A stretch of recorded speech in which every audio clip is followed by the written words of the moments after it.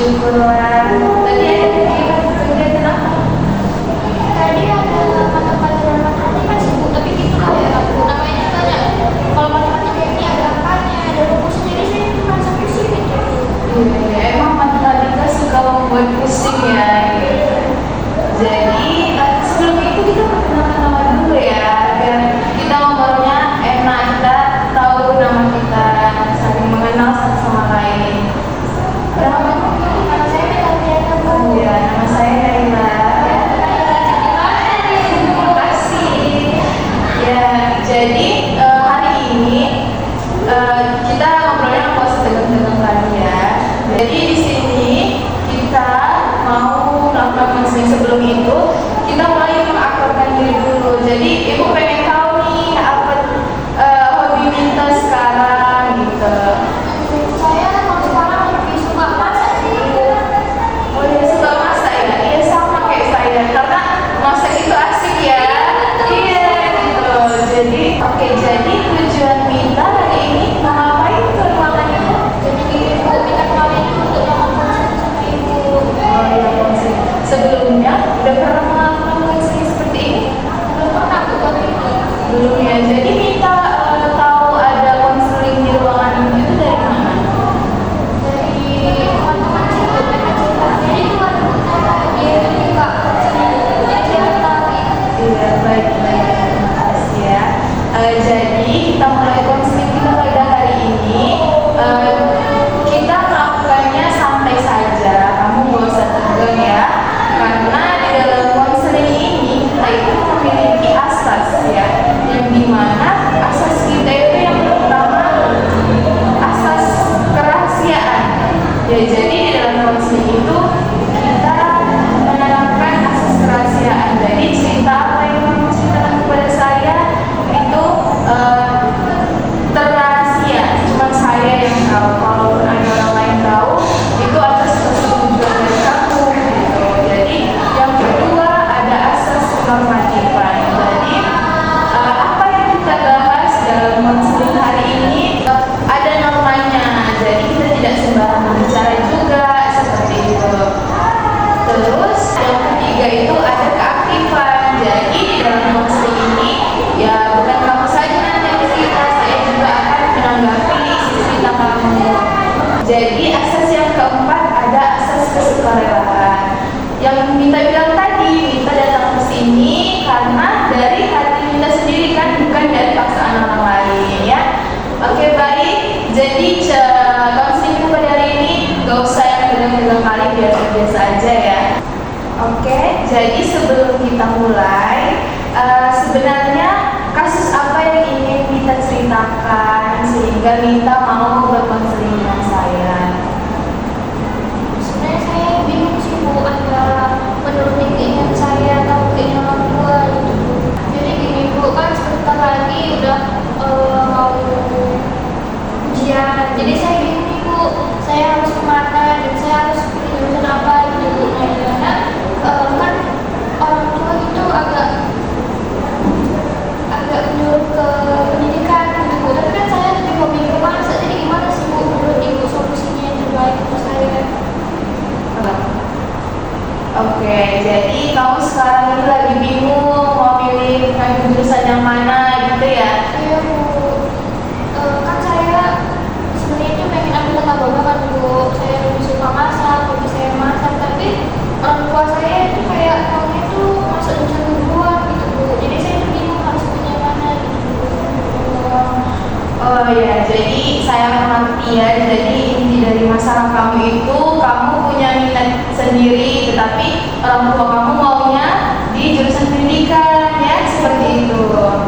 Baik, jadi kita akan mencoba membahas pilihan kamu, alasan orang tua, dan cari apa yang supaya kamu bisa mempertimbangkan dengan lebih tenang. Jadi tujuan kita hari ini itu untuk membantu kamu menemukan pilihan yang sesuai dengan diri kamu.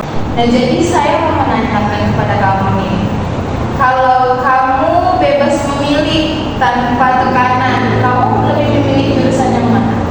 Saya lebih memilih tata boga sih Bu. Kan tadi sudah jelaskan juga kepada Ibu, saya tuh hobinya suka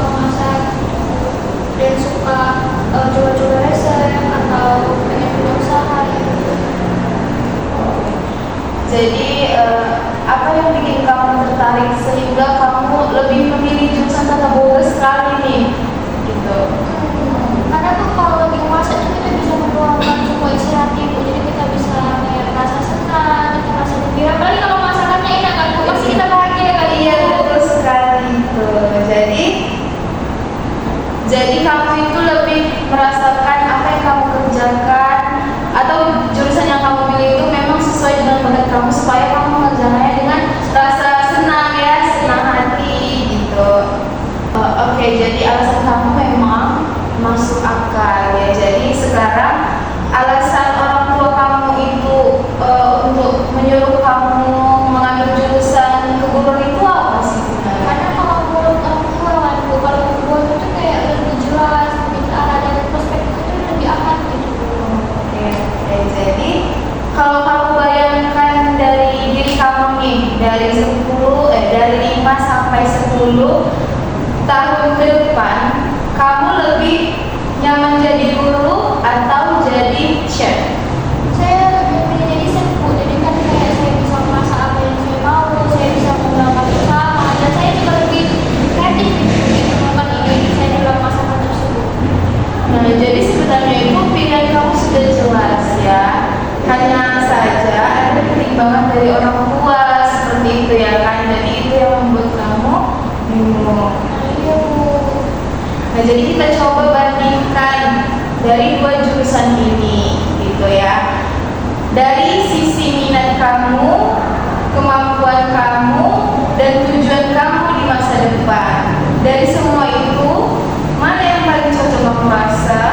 Kalau saya rasa kamu nggak sih, karena saya lebih mendalami gitu, karena saya suka masak gitu. Baik, jadi salah satu langkah yang bisa kamu lakukan adalah jelasin kepada orang tua kamu bahwa tata boga itu memiliki prospek kerja yang banyak gitu, seperti kita bisa jadi chef, usaha kuliner, pastry, atau bahkan buka bisnis sendiri. Nah, jadi bukan sekedar hobi saja. Jadi kamu bisa menyampaikan kepada orang tua kamu supaya orang tua kamu itu lebih mengerti apa maksud kamu itu. Iya ya Bu, saya juga baru sadar ternyata banyak juga peluangnya. Iya, jadi bisa kamu sampaikan dengan hati yang tenang ya. Oke, jadi dengan pembahasan singkat hari ini, kamu bisa menyampaikan kepada orang tua kamu, membuat orang tua kamu itu mengerti apa tujuan kamu, alasan kamu memilih jurusan yang memang benar-benar kamu pilih, dan disitulah memang bakat kamu gitu ya. Baik Bu. Oke, baik. Sebelum kita tutup, apa rencana yang akan kamu lakukan setelah sesi ini? Saya mau gali informasi sih Bu, kayak kampus mana gitu kan, dan kayak peluang kerja apa dari jurusan yang saya pilih gitu.